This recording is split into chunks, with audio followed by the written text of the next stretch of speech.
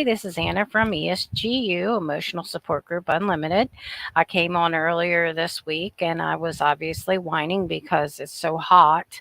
I did get a friend helped me get the Arctic Air Ice Jet. It does bring the temperature down quite some. I've got half of, down visiting my dad, I've got half of my old bedroom sheeted off, to try to keep the air in one area. So there is a little bit of relief, and obviously I've got ice packs under my head too. But we're going to start today, and we're going to talk about, and I hope this comes through okay on streaming.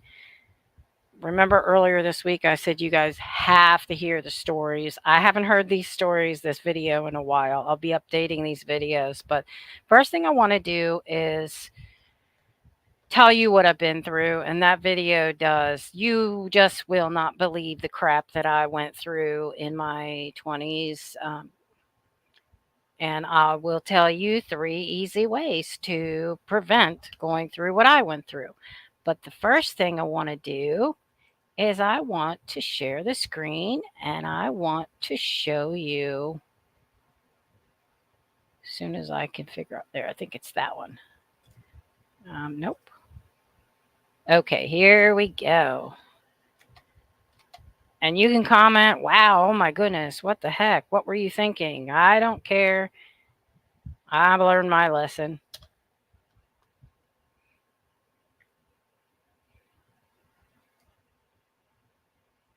Anna from thefaithfuldove.com, which goes to our Facebook page. We're on YouTube as well, but we're not promoting that. If you want to know why, please take a look at the love video. It will tell you the hilarious story. And you can like, subscribe, and share there, but we're just not sure how long that will be up there due to the situation. So, thank you again for tuning in. As you can see, I promised, and I had trouble, like a lot of trouble naming this. How to recognize when genuine actions are lies. And I'm going to tell you my shocking stories. Some of you are going to say, oh my God, she was so naive. And others of you are going to say, oh my God, I can't believe that happened. So, Slimeballs 101 it is. Also, before we get started, if you go to thefaithfuldove.com and it says bad link, it does not take you to Facebook. It's not a bad link.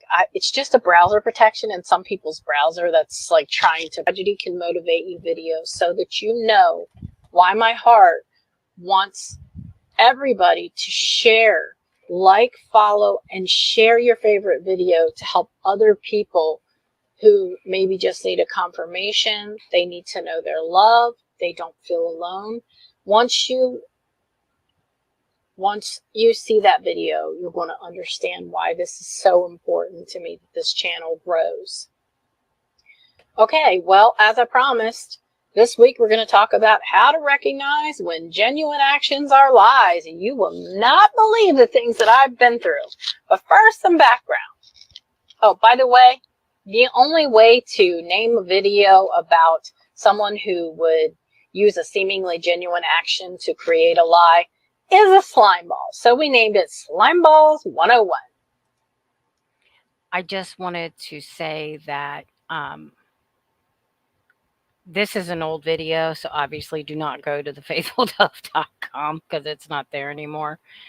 But the information is good. I will be updating this, so here you go.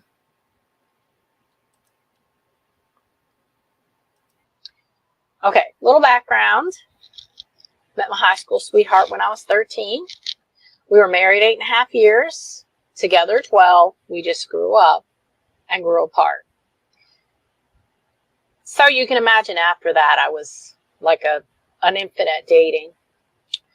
And my date, one of my very first dates, starting into the stories here, one of my very first dates was this lawyer. He was a very handsome, larger man. We connected really well over dinner. It was really wonderful.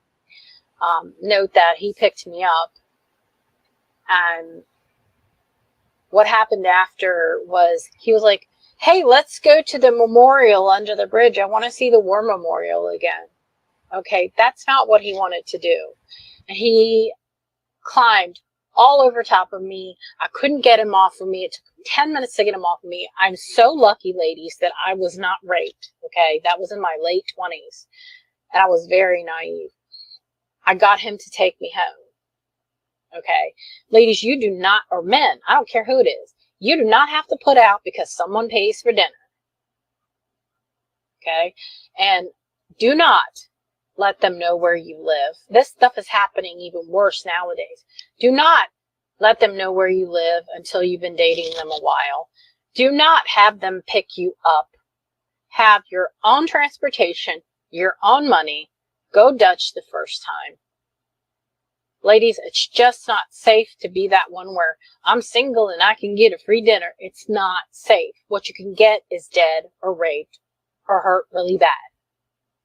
Just don't do it. Okay. So if that wasn't bad enough, taking a deep breath.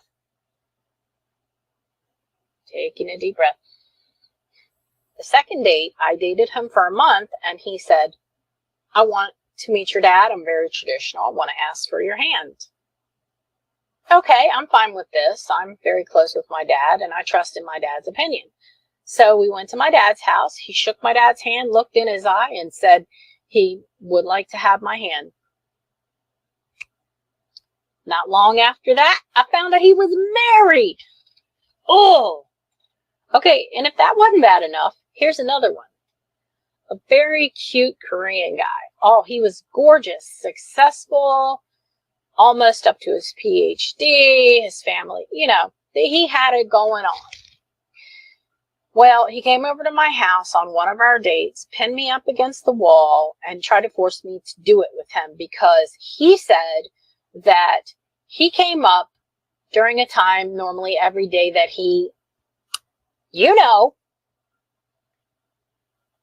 my dog was growling and snapping at him. She was Bernie's mountain dog. He said he was going to punch her in the nose and he would hurt her. Okay. I did not sleep with him. I don't know how I got out of that, but I got myself out of that. Okay. Another one. Okay. First of all, I would like to say this doesn't have to be dating. This can be friends, coworkers, families. Well, people you think are your friends. Obviously, they're not. Anyone who does anything that is a seemingly genuine action for the purpose of lying. And that could be like you post something on a yard sale site and somebody doesn't show up and they tell you that they're showing up or they show up late. Anything disrespectful. Oh, yes, and their reason, oh, yes, I really need this for my daughter's room because she's like 2 and it gets really hot in there, or I need it for my grandma, just to urge you to give it to them or sell it. And then they turn around and either they don't show up. They wanted to be on the top of the list is what they wanted. Or they show up late. I ain't going to go there because it just happened to me today. Okay, but the worst one, yes, but to me, I got out of all those other ones. The worst one was I was working for a newspaper delivery service. I was contracted out. So in that respect, you have to get your own subs. I spent all the time, references, these subs, they didn't show up the first day. It was a husband and wife team, young people. They didn't show up the first day. When I finally got a hold of them, oh, we had to take our 8-year-old daughter to the emergency room. She almost died. Now, who's going to question that? But guess what? Later, the truth came out. Their daughter was not even sick. Who does that? Who would use their family member? It's like making a wish for that to happen. Who would do that? Okay? Not respectful at all. So then, yes, I was a bit naive. So how then do you recognize someone's really has good intentions? We're going to go over a couple of things. One starts with a magazine I read years ago. I don't know, it was one of the women's magazines, it's been years, that I found to remain true over the entire time. This is why getting to know somebody online first is good. 1, their profile. If they haven't taken the time to write about themselves, even a paragraph, if they just tell you to ask, they're going to put that same energy into your relationship, which is nothing. Time and time again, 100%. If they don't show up online for weeks at a time, or even a week at a time, they're a temporary love enthusiast. In other words, oh, I'm lonely tonight and I want attention. They're going to put the same effort into your relationship.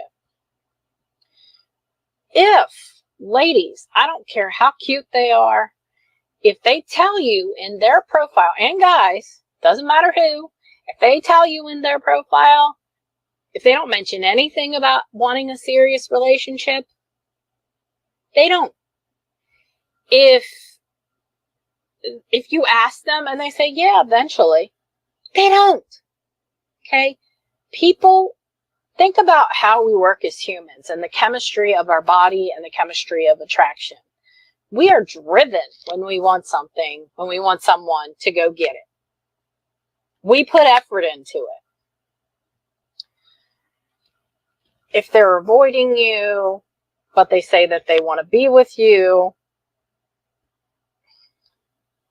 they want you to be there when they want you to be there. They're not going to put the effort in that you need to have a serious relationship. If you get together, say you've been dating for a couple of months and you decide to sleep together, if you sleep with them and that's all you do is go there, sleep with them, that's not a relationship. That's casual sex. Okay? If they say that they care about you, that you tell them, here, Mittens is a whiny, clingy cat. If you tell them that you love them, say after 3 or 4 months, and they don't say it back, but they say, I feel the same, they have commitment issues. Your love is not going to change their commitment issues. They have to change their commitment issues. If you're last on the list, you're last on the list. They're not ready for a relationship. And by putting that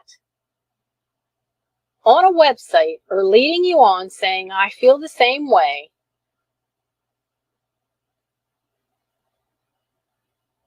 that's genuine.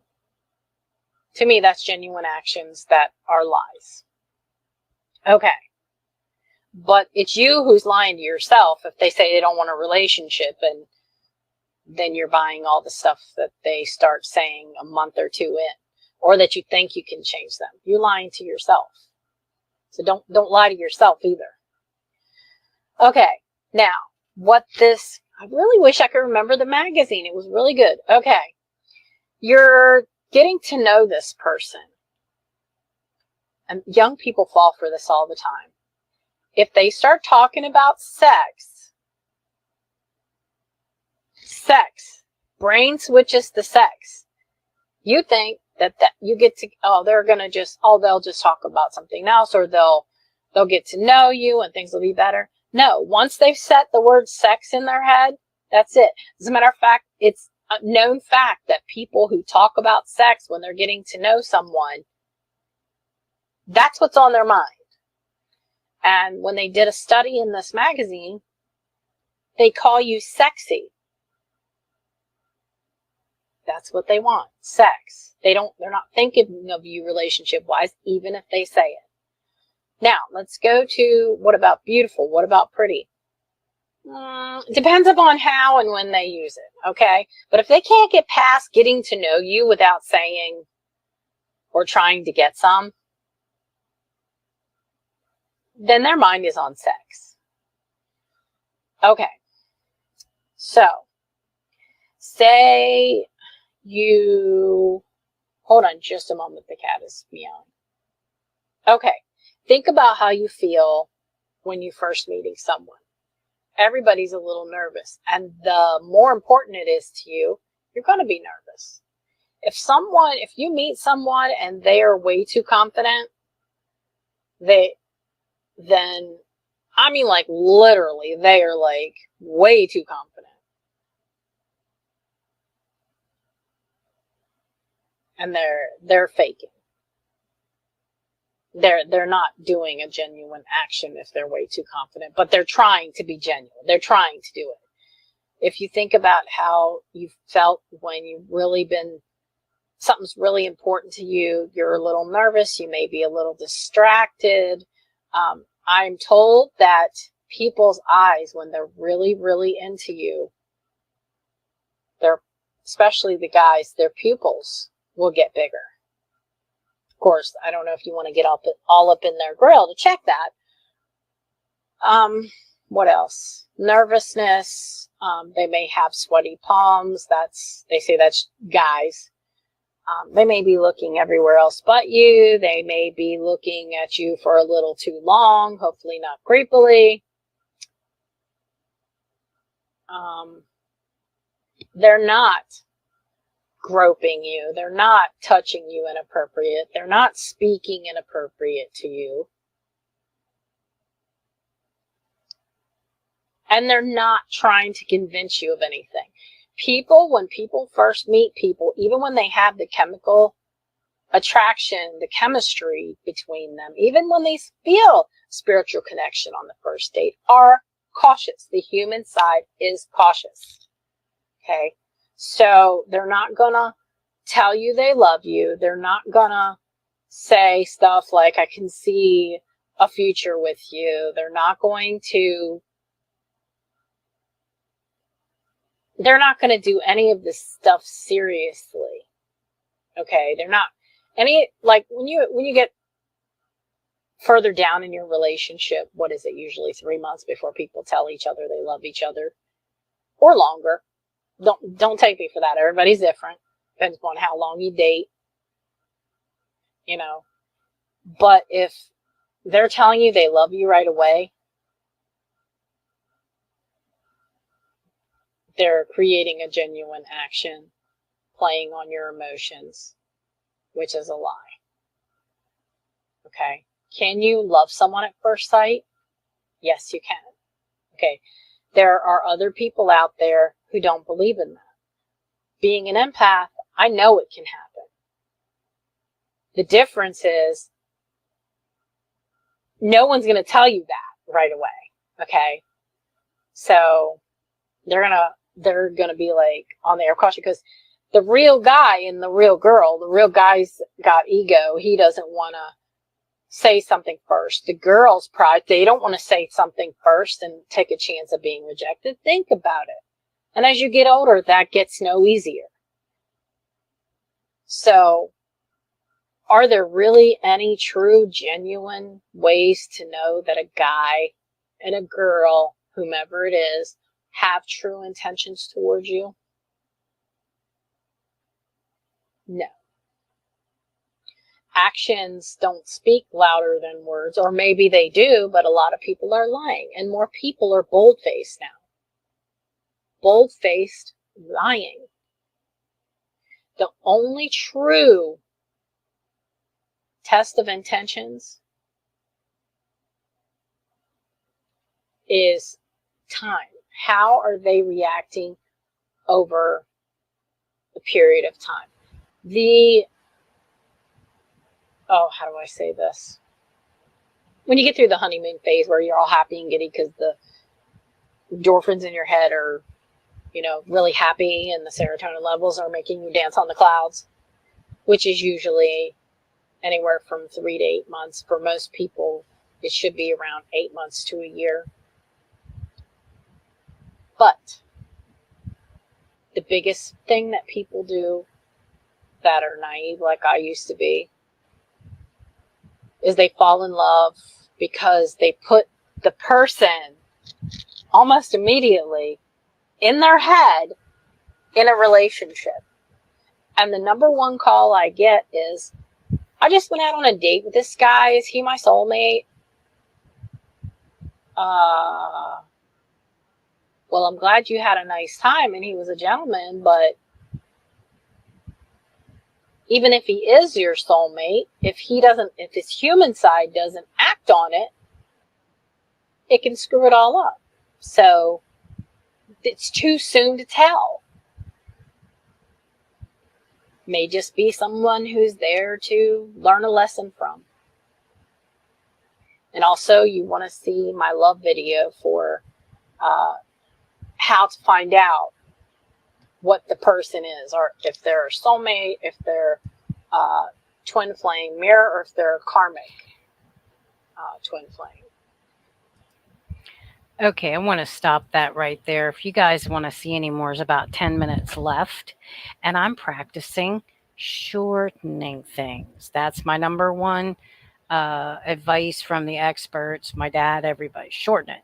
Okay, so the three things also since then, I had the date kidnapping, and it's the same thing. The only thing I can think of for that would have prevented that is he not like this video said, I didn't take my own advice, not allowing him to pick me up. Okay, going taking take obviously took my own money, but not knowing my address and just meeting him in public. However, in his case, the restraining orders in North Carolina said that two of them said that they did not want to go out with him politely, and he truth findered and found them. I highly recommend you getting, just for 1 month, the top Truth Finder membership, even the free trial. But I'm telling you, when you use the free trial, you use the dollar one, they don't give you everything. Okay, so it's useless. I've already tried that. Um, I would recommend you search yourself. Okay, for the just get the for 1 month, get the highest paid membership on Truth Finder. Run a search on yourself as if you're someone else doing it. Name, telephone number, email address, say. See what pops up, because if your address pops up, you can request to be removed. Okay, nobody should be able to find you that way. And they were not supposed to be allowing him to use it for that, but he agreed not to use it for that, then he did. So, anyways, so the three ways, basically, you just learn that if someone is too forward, too confident on your first date, um, they're not acting even a little bit reserved or cautious, that's a red flag. That is either ego, which can get you in trouble, or that's them trying to present themselves as genuine and over trying to build trust because they obviously are up to something. So there's one. Number two, the wait and scan. I cannot recommend this enough since I have been doing it. It has, yes, it leaves me with a lot less dates, but also I'm not out there getting, hurt. Like I told you before, it's not worth getting a free meal if you're going to end up in that situation, any of the situations that I've been in. So basically, wait and scan. But before that, use the burned haystack dating method. That's the other thing I'm doing to meet friends, to meet people, to date. And the quality of people that I've met has increased. And somebody writes you, say you're on a dating site, somebody writes you because they think you're cute or whatever, and they seem very genuine, but you have a set of criteria and they don't meet that, like they're over an hour away. Well, they can be the most wonderful person in the world, but they didn't meet your criteria. Everybody thinks it's rude to just block them, but the burned haystack dating method says one of the number one things we do is waste time on things that are never going to happen. Then we start to dream, we give ourselves up, we fall into a long distance relationship that's never going to happen or never going to work. Okay, your average is 45 minutes, 45 minutes around where you live. And also, a lot of times, people's location will say they're in one place and they're just visiting that location. But if you have all this criteria set up, Google it, the burned haystack dating method, and then you use the wait and scan. Don't give your heart, don't have no expectations. I would say for at least the first 3 months, depending upon how long are you dating once a week? Are you dating this person twice a week? Um, till you've spent real quality time with them, you know.